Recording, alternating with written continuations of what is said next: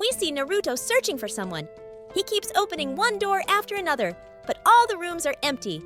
Then we see Sakura's shadow, which means Naruto and Sakura are looking for someone. Naruto then shouts and blasts off from there.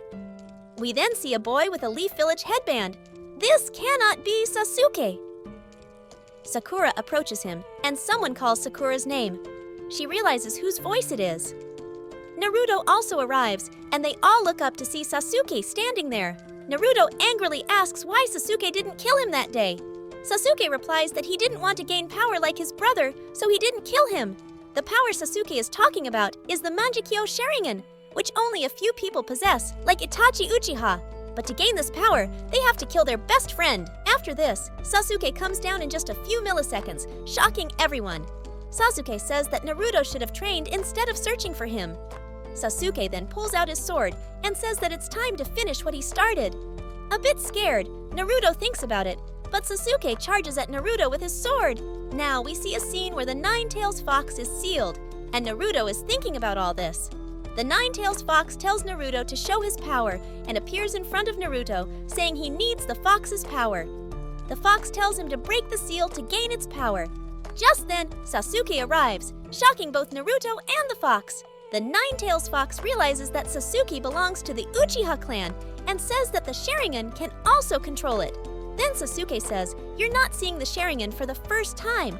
This means you've seen the Sharingan before." Nine-Tail Fox then says that seeing your chakra and vision reminds me of Uchiha Madara. Sasuke dismisses this, saying he doesn't know any Madara Uchiha.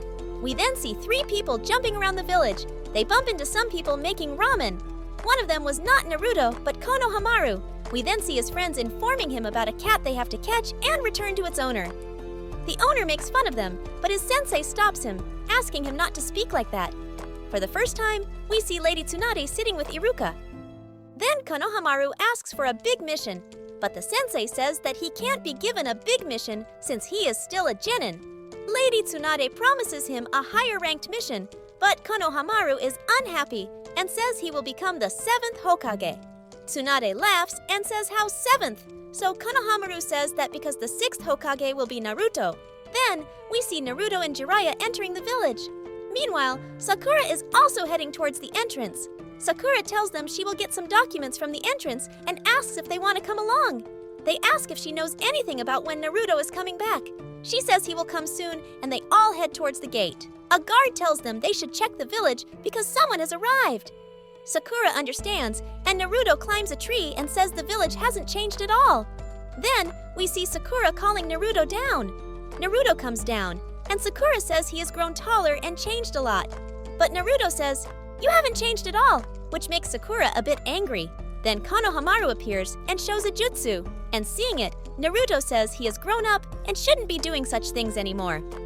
Sakura says Naruto has not only changed in appearance, but has also matured a lot.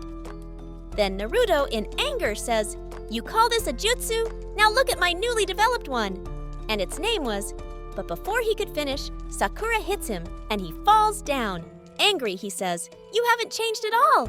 We met after so many years, but you are still doing the same things as before." Seeing his anger, Jiraiya says this is the 2nd version of Naruto. Now everyone goes to Lady Tsunade and says she hopes you have completed your training. Jiraiya says, yes, absolutely." Then Tsunade says, "All right, then you will have to take a test, and your opponent will be..." Just then, the door opens, and we see Shikamaru and Temari enter. Temari belongs to the Sand Village. At first, Shikamaru doesn't recognize Naruto, but then he realizes it's Naruto and is very happy to see him. They ask about each other's well-being. Naruto asks if this means Shikamaru is his opponent, to which Shikamaru replies that he is just here to deliver some documents. Then, he looks at the Temari and asks her name. Then, Lady Tsunade says that his opponent is not here, but outside. Naruto goes outside and sees Kakashi-sensei. Seeing Kakashi, Naruto becomes happy and says that he has brought something for him. Naruto pulls out a book, and Kakashi's eyes sparkle as he realizes it's the book he loves, Make-Out Series. Naruto says it's a very boring book. Hearing this, Jiraiya says that people die to read this great literature, and it hasn't even been released. The Lady Tsunade says to come inside, and Kakashi tells them that they are his opponents. Upon hearing this, both Naruto and Sakura are shocked. The Lady Tsunade informs them that they will have to pass a test to determine what mission they will be given in the future. Kakashi then says, "So let's get started, Naruto. You've come from quite far and must be tired, so you should take some rest. I will meet you both at the training ground later." After saying this, Kakashi disappears. Everyone understands that Kakashi has gone to read the book. Everyone leaves, and Naruto says that Kakashi-sensei is more interested in that book than in their training. Sakura says this is great. At least they have time to strategize. Naruto then asks Shikamaru if there's anything going on between him and Temari. Both deny it and say there's nothing like that. Temari explains that because the Chunin exams are approaching, there has been a lot of travel between the Leaf and Sand villages. We also learn that Shikamaru is in charge of the Chunin exams. Shikamaru asks Naruto what he is thinking, and Naruto gets confused and asks what he means. Shikamaru explains he is talking about the Chunin exams. Shikamaru mentions that in their year, Naruto was the only student who hadn't passed the exam yet. Hearing this, Naruto gets a bit downcast. Shikamaru tells him that it's nothing saying that Temari, Kankuro, and Neji all have already become the Jonin. Naruto says, "How is this possible?" We then see the Sand Village, and it is revealed that Gaara has become the Kazekage. Just as Hokage is in the Leaf Village, the Kazekage is in the Sand Village. Naruto is not sad upon hearing this, but instead, he is happy. His eyes show that he is very happy for Gaara and says, "One day, I will become Hokage too. Just wait and watch." One day, I will become Hokage too. Just wait and watch. Then, we see Kakashi-sensei and Master Jiraiya having a conversation.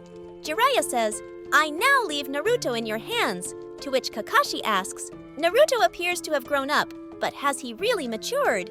Jiraiya replies, "Yes, you will see for yourself." In the Sand Village, we see Gaara in a council meeting, during which he alerts everyone about Akatsuki. Jiraiya and Kakashi are also discussing that Akatsuki has become very active lately. In the council meeting, Captain Yura explains that Akatsuki is a secret organization and that all its members are S-rank criminals. One of them is Itachi, who belongs to the Leaf Village and wiped out his entire clan in one night. Another member is Kasame, who belongs to the Mist Village, and then there is Orochimaru, who used to be an Akatsuki member. Kakashi mentions that Akatsuki is very active these days. Jiraiya suggests that it might be because they want to capture the Nine Tails inside Naruto. Captain Yura explains that the Sand Village has increased its security and ordered that if anyone is seen wearing black clothes with red clouds, they should be attacked immediately. With this, the meeting ends. For the first time, we see two members of Akatsuki. One is a tall man and the other is a short man. The short man is Sasori and the tall one is Deidara. Sasori says, "Do you think you can defeat a Jinchuriki with what's in your pouch?" Here, let me explain that Jinchuriki means a person who has a tailed beast sealed inside them, like Naruto and Gaara.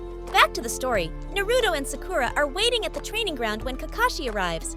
They are both very angry because, as usual, Kakashi is late. They all enter the training ground, and Naruto and Sakura remember that this is the same training ground where they first took the test. This makes them feel sad, but Kakashi shows them the same two bells from the first test and says, "Are you both ready? The rules will be the same as before." Kakashi then puts on his headband and shows sharingan. At the entrance of the Sand Village, the guards see something.